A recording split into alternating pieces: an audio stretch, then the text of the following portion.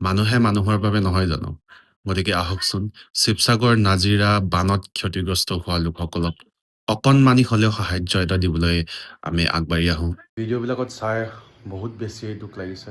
গতিকে আমি আগবাঢ়ি আহিছোঁ।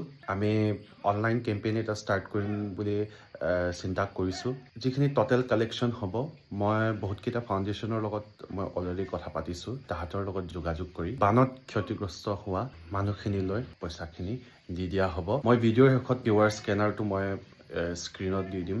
আপোনালোকে যোনে যেনেকৈ পাৰে সহায় কৰিব পাৰে। 1 টকাৰ পৰা লৈ পেলাই 10 টকা, 20 টকা, যোনে যিমান পাৰে সাহায্য আগবঢ়াব পাৰে। গতিকে আহকচোন আমি সকলোৱে ছ'চিয়েল মিডিয়া কেম্পেইন এটা ষ্টাৰ্ট কৰোঁ। আৰু আপোনালোকেতো দেখিয়ে আছে, চৰকাৰে ইয়াৰ ওপৰত কোনো বিশেষ গুৰুত্ব দিয়া নাই। অখিল গগৈ ডাঙৰীয়াই বিধানসভাত কথাখিনি ক'বলৈ চেষ্টা কৰিছিল যদিও তেখেতৰ কথা কোনো গুৰুত্ব সহকাৰে ল'বলৈ চেষ্টা নকৰিলে। গতিকে খুব দুখৰ বিষয়, চৰকাৰেও যে দেখাবলৈ কেইটামান কাম কৰি আছে। হেলিকপ্টাৰৰ পৰা কেইটামান বস্তু লৈ গৈ দলিয়াই দিলে, যিখিনিও পানীত ডুব খাই বেয়া হৈ গ'ল। চৰকাৰে এইবিলাক এনে দেখাবলৈ কৰি আছে। তাহাঁতে মনে প্ৰাণে তাহাঁতে সাহায্য দিব বিচৰা নাই। এতিয়া এইটো পৰিস্থিতিত আমি আগবাঢ়ি আহিব লাগিব। সোণম ৱাংচুকৰ প্ৰটেষ্টত লাগি থকাৰ কাৰণে মই ভিডিঅ'টো বনাবলৈ সময় পোৱা নাছিলোঁ। গতিকে আজি ৰাতিপুৱা উঠিয়ে মই ভিডিঅ'টো বনালোঁ। আৰু যোৱাকালি প্ৰটেষ্টটোৰ কথাও মই এই ভিডিঅ'টোৰ জৰিয়তে আপোনালোকক অৱগত কৰাই দিব বিচাৰিছোঁ যে যোৱাকালি প্ৰটেষ্টটো হৈ গ'ল। মানুহে বহুতখিনি কথা কৈছে। বহুতে এইটো কৰা নাই কেলে, সেইটো কৰা নাই কেলে।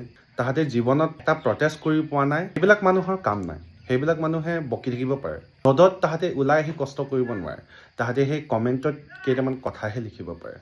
যোনকেইজন আগবাঢ়ি আছিলোঁ, আমাক গোটেইকেইটাকে থানাত ধৰি লৈ গ'ল। তাৰপিছতে আমাক 6 মাহৰ বণ্ড এটা চাইন কৰালে।